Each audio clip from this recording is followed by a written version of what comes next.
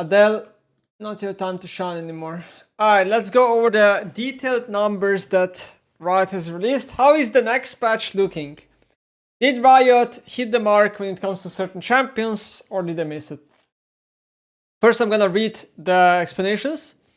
Blitzcrank want to make sure he feels his job at reliably catching and killing his target, simply E damage buff. Briar, she's extremely low MMR skewed and it's nice to even that out when convenient. Early game HP is an easy grant to a melee champion and affects high MMR more. I do agree that's true, however, I think the problem here is that Briar is mega low MMR skewed, so it doesn't matter how many high MMR skewed buffs or nerfs they do, like she's always going to be very low MMR anyway. Fizz, we decided to bring his scaling back up as his itemization got a bit weaker. He'll also like the roaming buffs described later. Aurelia, this still makes her worse than most fighters versus turrets, but this makes her much better in side lane. We'll monitor her power level. Katarina, lowering her need to wait for later levels in order to reach high mobility. Also, this RCD should give her a lot more laning power. Kayle, bring up her late game carry potential, simple as that. She should be the best late game champion, top carry on average. Freak, I love you. I love you when you say that, Freak. You're spitting facts right now. Okay. Rumble, no pro on this patch means no more pro jail. He already deals more than enough damage in early game, so we choose their ability for the low mobility melee champion. Swain, trying to mostly buff his base kit and provide both damage and durability since he should have both. Varus, Borg nerfed him, simple on-hit damage buffs. Vayne, playing up damage that scales with crit chance to diversify builds a touch. Vel'Koz, Goving, what the fuck is Goving? Giving him more opportunities to act since he's often low agency. Vi, melee diver made tankier, yes. Wukong, W is jungle skewed, mana is top skewed, aiming for a relatively flat buff across rows that we generally don't want him to have to max W second. Aatrox, mostly dominant in low MMR, so a fairly light touch that we hope is low MMR skewed via late game XP scaling. Anivia has had a super high win rate for a long time, still generally lowering late game armor and squishes and mixing with some minus damage to make it large enough.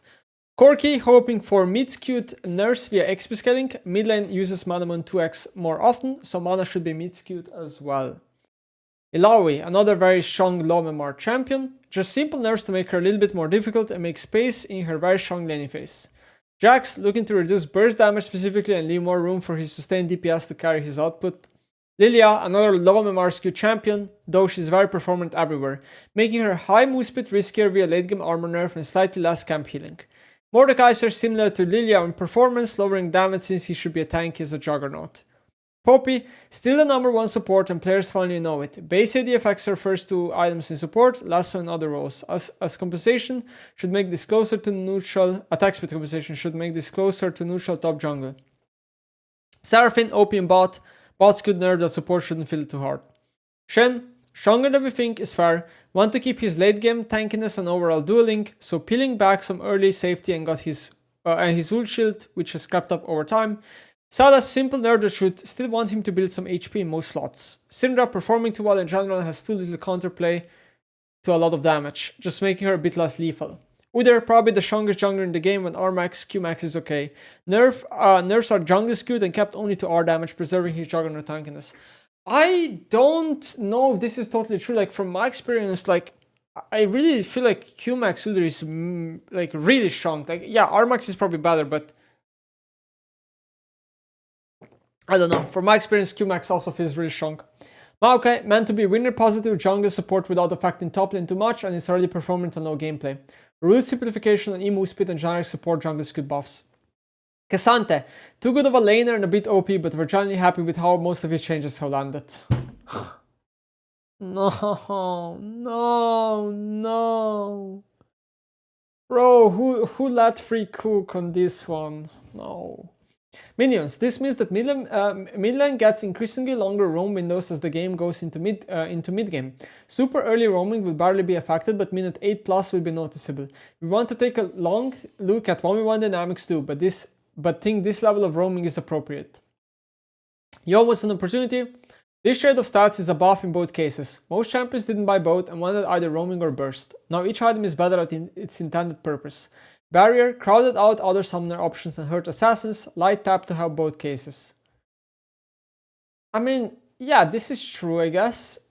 But other summoner spells still kind of suck, you know what I mean? So like, heal and barrier are now getting closer in power level, but you're still not going to be playing Ghost in most cases. Shiu, a redesign to give ADCs less random chip damage while still being an early wave clear item. No more ARAM Pentas. True. So for those that don't know, Static Shiu is insanely broken in ARAM. Insanely broken. Like every single ADC, even if you're like a better Kraken user or Bork user, should just be buying Static in ARAM. Even some other champs potentially. Yuntal, scaling first slot ADC crit item. It's meant to be weaker than Collector ER on purchase, but outscale them as auto crit champs. Smite, you can smite around an epic to get it despite body blocking, blah blah blah. Okay, cool. Okay, let's go back and read one by one now. So some explanations by Freak. So okay, Blitz getting 0.2 AD ratio. This is total AD ratio, not bonus. Blitzcrank has a very strong total AD ratio, so the spell does some damage. This is fine. It's just going to give Blitz a little bit more damage in lane, so it's like if he lands a hook, he's going to kill you easier. Totally fine. Briar will get some base HP up. This is like very nice for a champion that needs to go melee range, that needs to be tanky in order to sustain, drain tank you basically, right? She got nerfed a lot with Bork. This seems fine. 35 HP is a very highly skewed buff, just like Freak said, but she's still going to ultimately be only a low elo champion. Fizz will get a 0.1 AP ratio on Q, and W will get 0.5. So this is very nice for Fizz, getting in total 1.5% AP ratio. It's very nice. Not much to say, just more damage, especially like via late game. So it's gonna be more early game buff. Aurelia will get passive no refresh on structure, and passive structure damage will go to 50%. So this will buff Aurelia top lane more than Aurelia mid lane, because Aurelia top lane will hit towers and be more of a split pusher in way more cases than Aurelia mid lane. But yeah. Very scary buff. I think very good Aurelia players will abuse this to maximum. So, okay, then we have some interesting ones. Katarina ECD down by 2 seconds early and RCD down by 15. Okay. So how do I feel about this? I think the E buff is genuinely massive. Good Katarina players have to use E abilities so often, whether it is to juke people, whether it is to disengage, engage. On top of that, a lot of good Katarina players also do 3 points Q into E max. The reason for that is because you want to have some points into E, so the cooldown goes down, so then the E is insta reset after you pick up a dagger, because in early game it's not.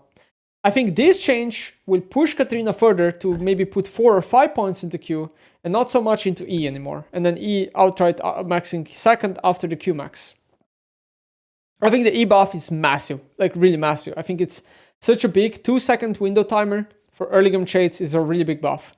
Now for the R buff, yes, certain cases where it's nice, but in my opinion, this R buff is not that big because in a lot of cases, Katarina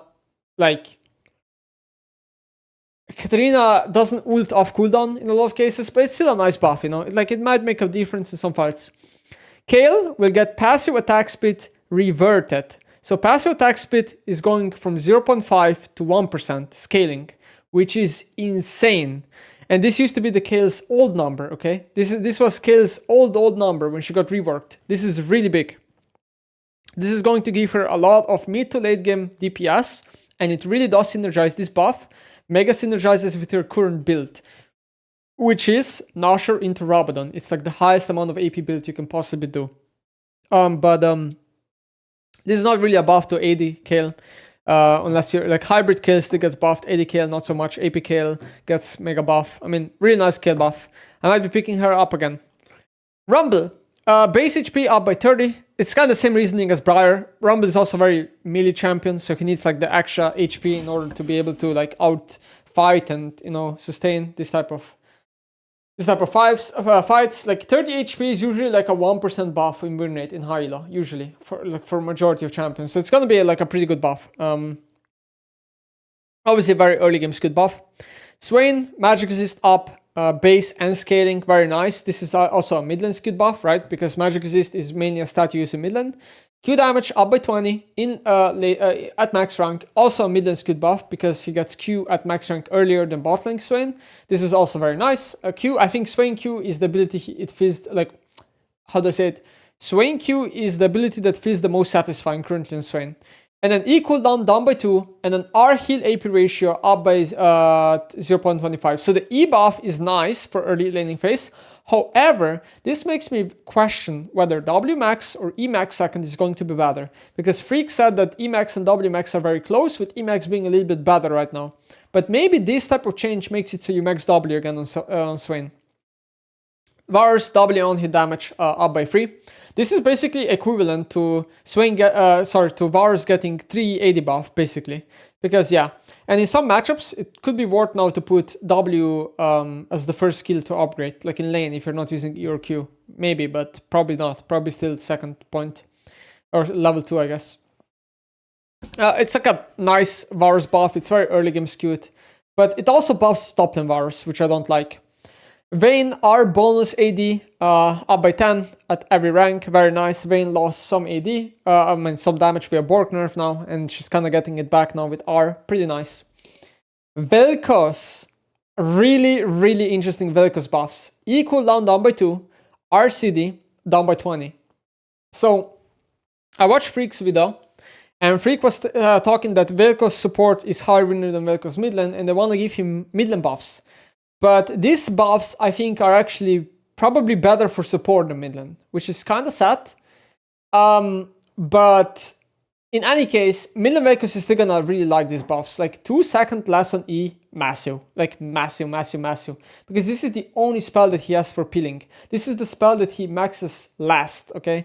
So this is really insane buff for Vel'Koz. And then the RCD going down is also a really big buff because Vel'Koz likes to use ultimate off cooldown a lot, especially in these control mage matchups like Orianna. And I know that Azap also used to build Malignance in some games because he likes slow CD on Vel'Koz. Well, now Malignance is less necessary because you have already a lower CD ultimate, which means you can opt into Torch or whatever. Vi will get 2% more max HP on Passive Shield, it's like a nice durability buff. Wukong will get 30 more mana, which will help top lane Wukong and not help jungle Wukong. And WCD will go down by 4 seconds, which is insane in jungle, because in jungle you use W to go over walls, you use W to clear camps faster and to tank camps. This is a very good jungle Wukong buff, and this is a very good top lane Wukong buff. Well, in any case, I honestly think these buffs are on the big size. I think 18 seconds is what Wukong used to have cooldown before they mega nerfed him and he fell out of meta. So this is a very big buff, and it wouldn't surprise me if Wukong jungle slowly comes back.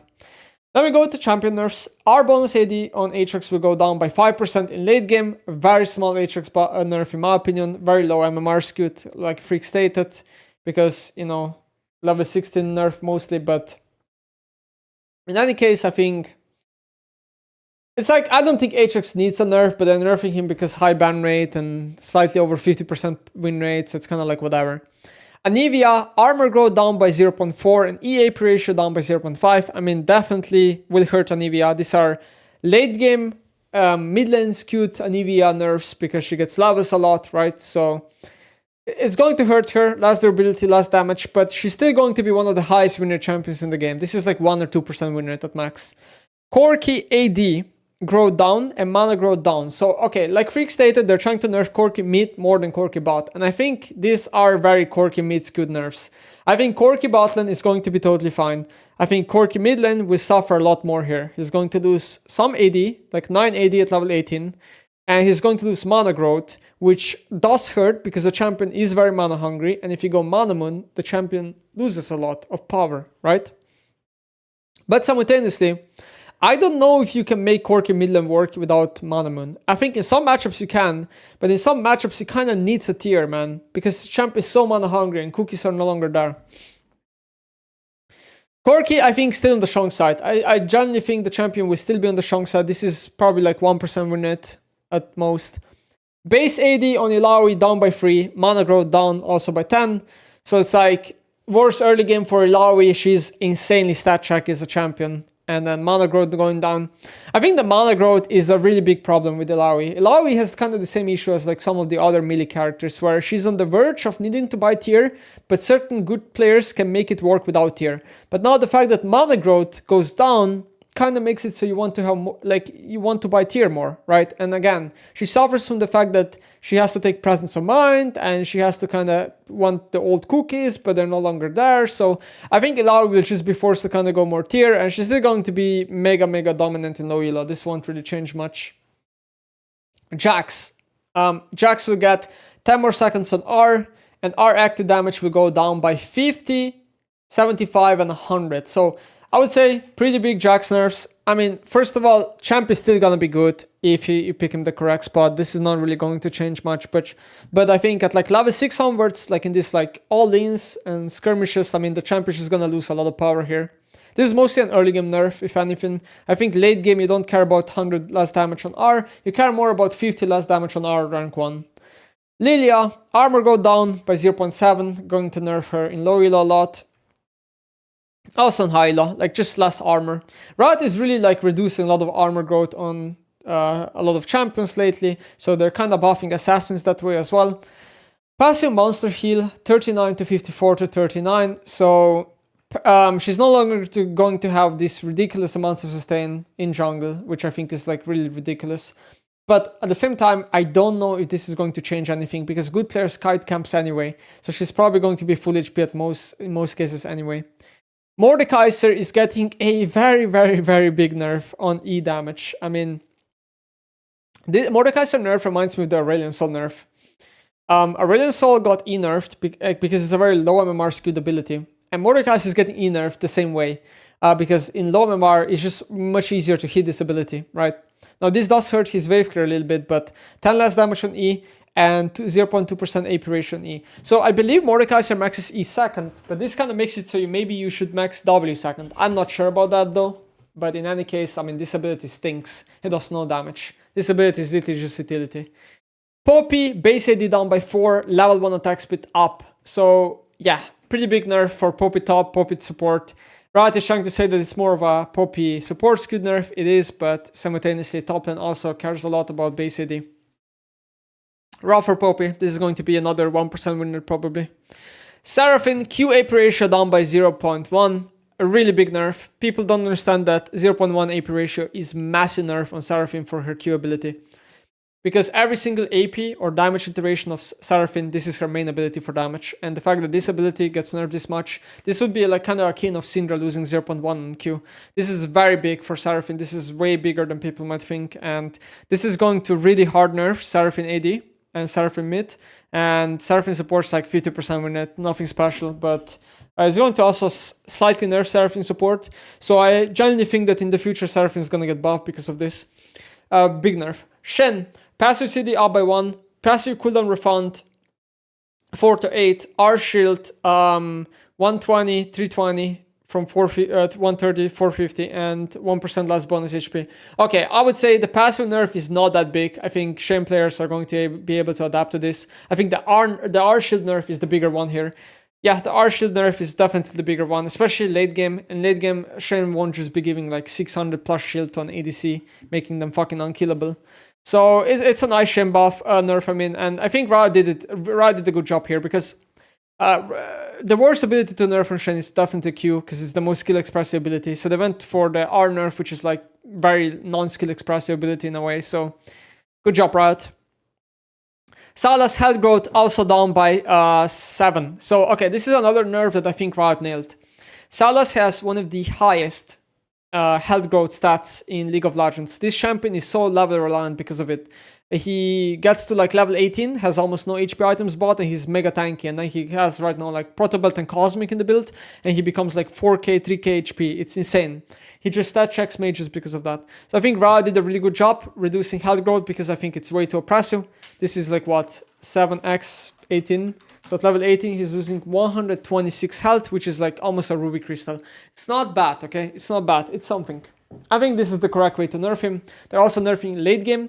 So for some reason, Riot made it so Sylas used to be a very late game skewed champ. Now like a lot of these changes make him more of an early game to mid game skewed. And this change again pushes him to be worse late game, but fine early mid game.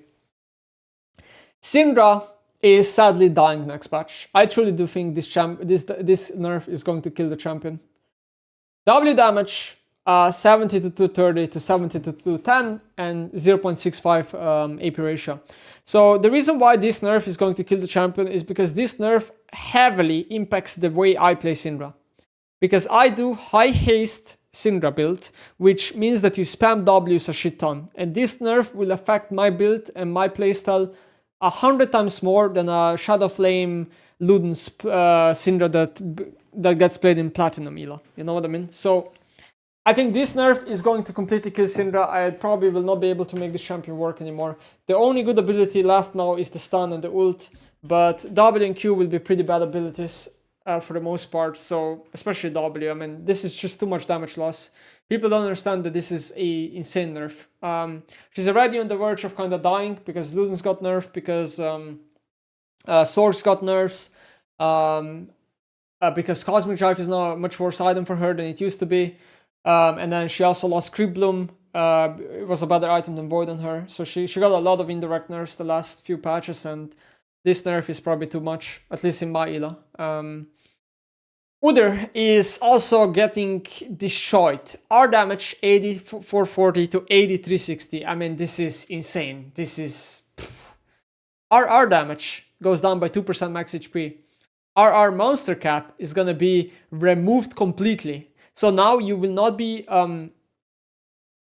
Okay, so basically the TLDR of this is that look at the monster cap of Udyr.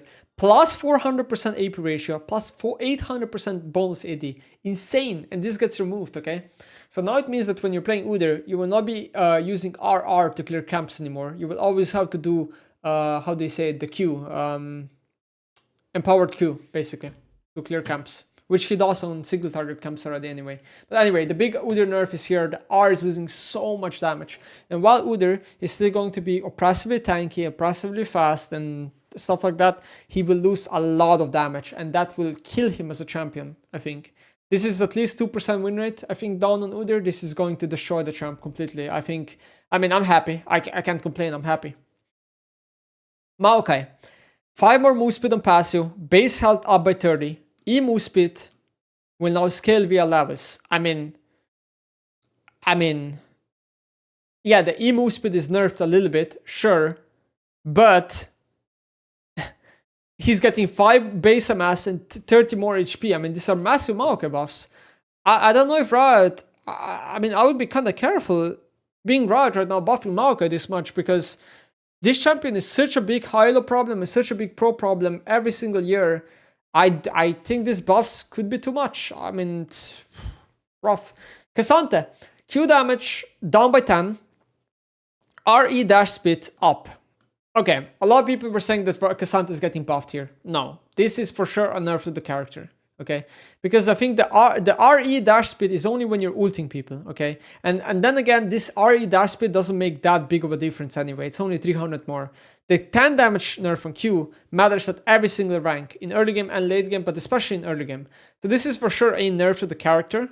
However, is it enough? No, I don't think so. I mean, it's at least going to make him get less solo kills, level 2, level 3, level 4, because this champion like nukes people with Q nowadays. Barrier 20 less shield is going to bring together heal versus barrier a lot closer on ADC pool, but you're not going to, if you're ADCs, you're still going to either take barrier or heal. You're not going to be taking ghost or ignite or exhaust. Sidelane minion move speed, 120 bonus MS until 14 into 120 to 0 bonus MS, scaling down until minute 14. Okay, so Freak is saying that in early game this is not going to be impactful, but that around level minute 8 onwards you will be able to start feeling impact, okay? So, this basically means that around minute 8, roughly, and onwards, till minute 14, mid laners are going to get more opportunities to roam, because they're going to be able to crash the wave first, and then go to bot or top, because the waves won't be there at the same time, okay? So, this is going to buff roaming mids, and mid laners with priority at that minute mark, and assassins mainly. And also, simultaneously, it's going to nerf support roams, because support will be able to not get the timing anymore to be at mid as much because of this change. Smite targeting forgiveness, okay, sure. Opportunities, already commented on this. I agree with Freak. I think both items are probably better, but I think Youmuu's is for sure getting a bigger buff here than Opportunity. Because Opportunity is losing 4% move speed and getting 5 AD, and Youmuu's is losing 5 AD but getting 4% move speed. While Opportunity will also get a little bit more lethality. So I agree that it's a buff in either case, probably, but Youmuu's is for sure getting the bigger buff here. Static Shoe, as I mentioned, it looks really strong to me. I think this item could potentially be OP. To me, it looks really strong, these changes. And then Yuntal Wild Arrows, I already said that either Jinx or Tristana could buy this item, but a lot of champs won't be using this item. It just doesn't like really fit the stat profile of a lot of ADCs in my opinion. But yeah, the item still is better than what it currently is, so it's going somewhere, I guess.